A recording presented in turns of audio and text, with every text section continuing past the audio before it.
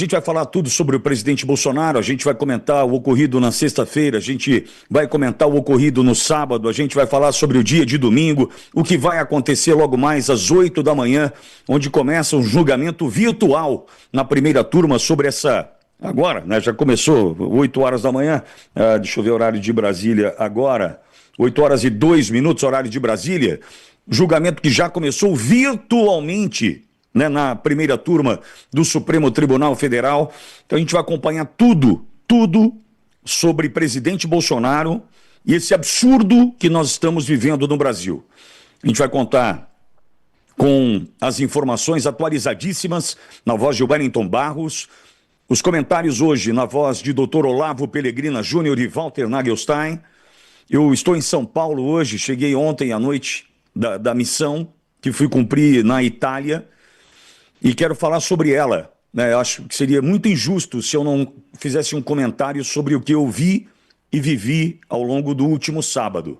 Primeiramente, o meu agradecimento ao Instituto Arpia Brasil, na Itália, liderado pela Sônia Martins. A Sônia é uma querida que cuidou com muito carinho desse momento para a vida da Luísa Cunha, a filha mais nova do Clezão, que me escolheu como padrinho para estar ao lado dela na sua valsa de debutantes, uma valsa oferecida pela Marinha Militar Italiana, num momento único. Eu confesso que cheguei na Itália, eu embarquei às 18, aliás, eu decolei às 18 horas da sexta, cheguei em Milão às 9h15 da manhã, horário local, do sábado, um dia intenso de atividades, só que no meio disso fui surpreendido com as mensagens que chegavam tratando do presidente Bolsonaro e de sua prisão. Eu encontrei um espaço na agenda e fiz uma live com Eduardo Borgo, Edson Simões, Luiz Henrique Pereira. Eu confesso que era por volta, acho que de 9 da manhã, horário de Brasília, não sei mais, até por conta do fuso. Eu acho que era por volta das 9 da manhã, horário de Brasília, para a gente poder simplesmente informar a audiência sobre o presidente Bolsonaro. E fui para Torino, né, 1h30 aproximadamente, 2 horas de estrada, de onde eu estava até Torino, para poder prestigiar a Luísa e atender ao chamado que ela me fez de ser o seu padrinho na sua valsa de debutante. Eu vou primeiro falar desse momento da Luísa, porque seria muito injusto eu não tratar desse assunto aqui hoje. E na sequência a gente vai falar tudo sobre o presidente Bolsonaro. Você que me acompanha pode ficar tranquilo que você vai ficar sabendo de tudo aqui. Edson, eu mandei algumas fotos e veja, eu até agradeço, não são as fotos feitas pelos profissionais da fotografia lá, eu ainda não recebi, são fotos feitas por amigos, né? A Martinha, Cilei, o Altair, a Adriana, amigos ouvintes da Auriverde que ali estavam, né? Prestigiando esse evento conosco, vivendo aquele momento da Luísa conosco. A Luísa faz a primeira valsa com um cadete da Marinha Italiana, um momento mágico, imagino eu, para uma menina como a Luísa. Momento mágico. E tem todo um ensaio de uma semana, para você ter uma ideia dessa valsa, e depois eu passo as imagens disso para o Edson, mas aí tem só as imagens já comigo, já, né? A Luísa participando dessa valsa. Quando vou até o encontro da Luísa para recebê-la, e então dançar com a Luísa a valsa, eu quis dizer a ela que, em hipótese alguma, estava ali para substituir o pai. Eu jamais teria essa vontade simplesmente de substituir. Eu estava ali para dar um abraço do povo brasileiro naquela menina. Substituir o pai é uma missão impossível, uma lacuna que jamais vai se preencher, uma lacuna que, assim como Késia, que é a filha mais velha do Clezão, a Luísa, jamais vão encontrar a condição de preencher essa lacuna. O Clezão foi embora. O Clezão nos deixou há 2 anos. A morte do Clezão foi lembrada na última quinta-feira, 2 anos da morte do Clezão. Mas quando eu fui ao encontro da Luísa e ali começamos a dançar, Eu disse a ela que era um abraço que eu estava dando era de um povo que a acolhe, que a abraça, que entende o momento. Jamais eu tinha expectativa de substituir o pai, embora padrinho cumpra com essa função. E aí fui tentar entender a dor daquela menina. Que é importante que você entenda, você que me ouça, entenda. O que nós estamos vivendo no Brasil, isso vai ter que parar. Alguém vai ter que cessar isso, a gente vai ter que pôr um ponto final nisso. Porque o que eu ouvi da Luísa foi mais ou menos assim, para você entender. Quando meu pai morreu na cadeia, Vitória, minha irmã e eu havíamos passado no vestibular para medicina numa universidade pública. Entretanto, longe de Brasília, e meu pai teria que custear, né, a nossa vida fora de Brasília. E meu pai morreu. E o meu sonho também, disse a médica. Eu sonho, ou sonhava, ela disse assim, ser uma cirurgiã plástica. Minha irmã sempre quis ser cardiologista, mas a gente não tem condição de fazer, de cursar a universidade e perdemos. Perdemos a possibilidade de estudar o curso que sempre sonhamos. Quando eu ouvi isso da Luísa, você pode imaginar que a primeira sensação é de revolta, né? A primeira sensação é de quem precisa se revoltar diante de algo, de uma vida, ou de vidas que tiveram decisões alteradas, o futuro destas meninas, futuro transformado por conta da maldade, da perversidade de um ser humano que ignorou todos os alertas feitos sobre a saúde do pai daquela menina. Só para vocês terem uma ideia, a gente vai sabendo de coisa desse bastidor, remédios caríssimos para a manutenção da saúde do Clezão eram comprados pela família, com muita dificuldade, porque o pai já não estava mais em casa, e eram entregues no presídio, e o Clezão nunca viu esses medicamentos. O Clezão não recebeu esses medicamentos. Então, quando eu digo maldade e perversidade, eu estou indo além do ministro Alexandre de Moraes. Nós precisamos entender que a maldade e a perversidade não para nesse homem. Se ele está fazendo o que ele está fazendo, ele conta com o aplauso e o apoio de muitos, tão maldosos, tão perversos quanto. Imagine você, eu estou lhe dizendo uma coisa, a família enviava medicamentos caríssimos, caríssimos, para a manutenção da saúde do Clezão, e os medicamentos não chegavam para o Clezão. Você consegue imaginar um negócio desse? Dá para imaginar que esse homem viveu esse calvário? E com detalhe, quando a família ia visitá-lo, para não deixar a família preocupada, ele dizia que estava tudo bem, que estava tomando os medicamentos, mas nunca recebeu os medicamentos. Olha o absurdo que eu estou contando aqui. Quando ele passava mal, alguns policiais penais, não todos, é importante registrar, diziam que o que ele estava fazendo ali era cena para chamar atenção e tentar cair fora do presídio. Sabe o que acontecia com ele? Ia para o Corró, ia para a tal da solitária, passando mal, passando mal. Por quê?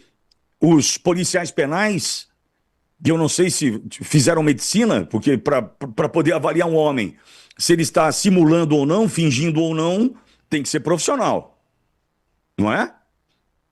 E tomavam a decisão de mandá-lo para uma solitária. Ou seja, todos os alertas foram dados, os medicamentos foram enviados e não foram entregues ao Clezão, passou mal por diversas vezes dentro da unidade prisional, diziam que era simulação e mandavam ele para a solitária. Mas vou muito além disso.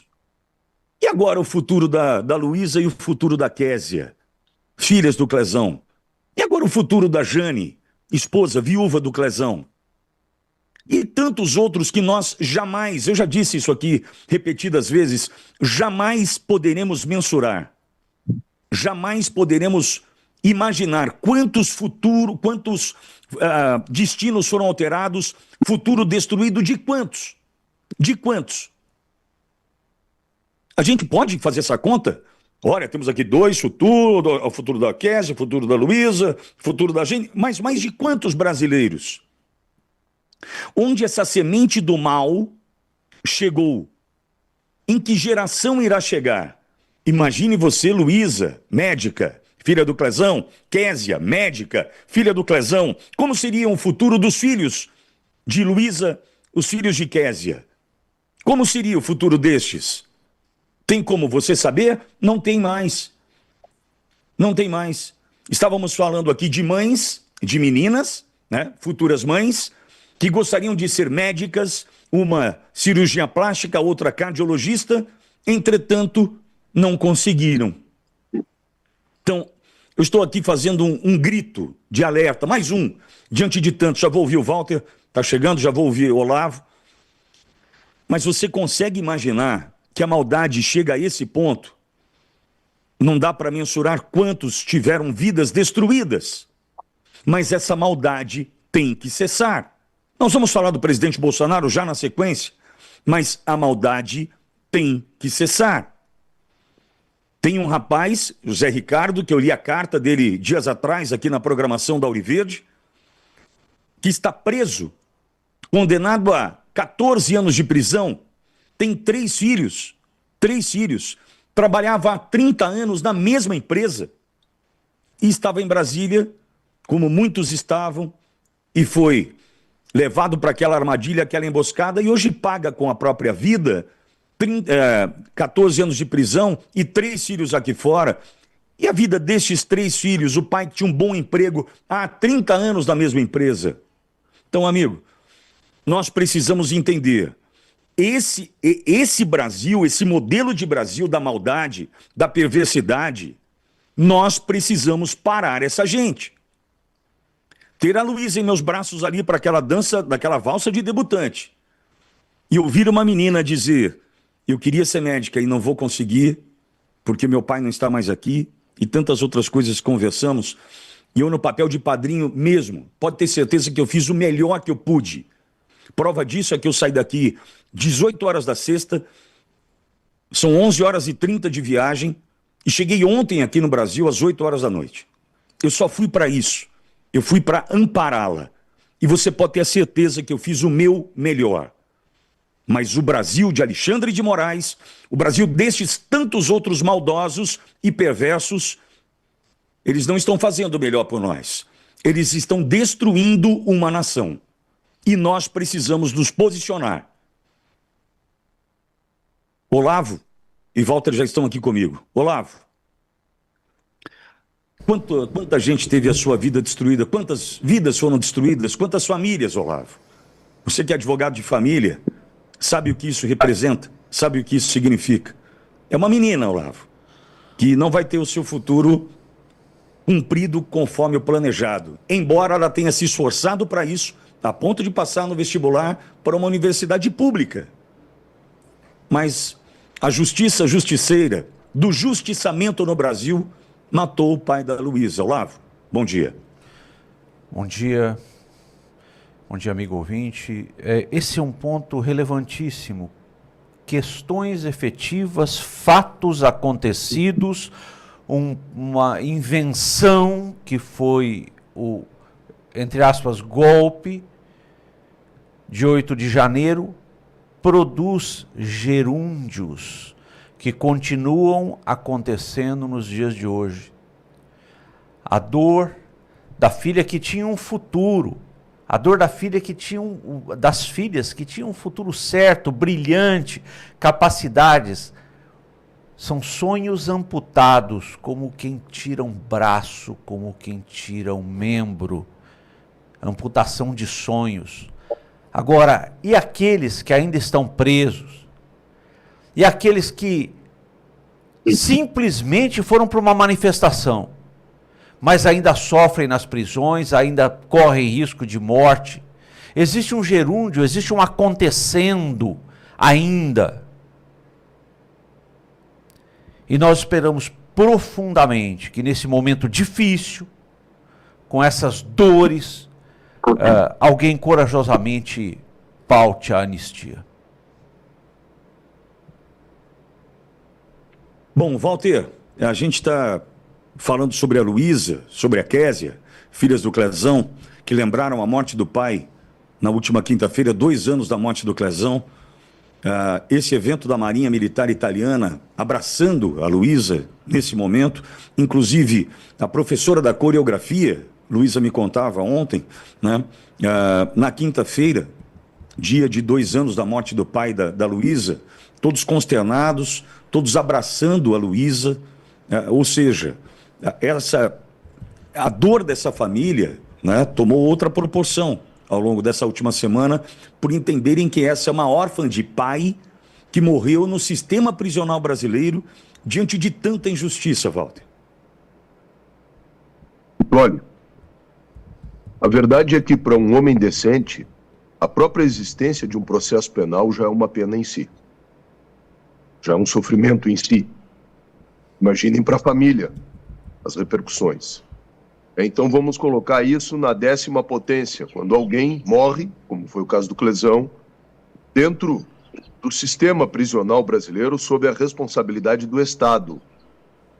Porque, na verdade, a partir de tudo isso que aconteceu, não estivéssemos vivendo essa transe, as despesas com a formação dessas filhas deveriam ser custeadas pelo Estado brasileiro.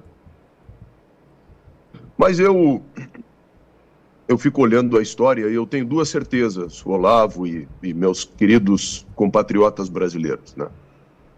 Porque a história nos conta isso.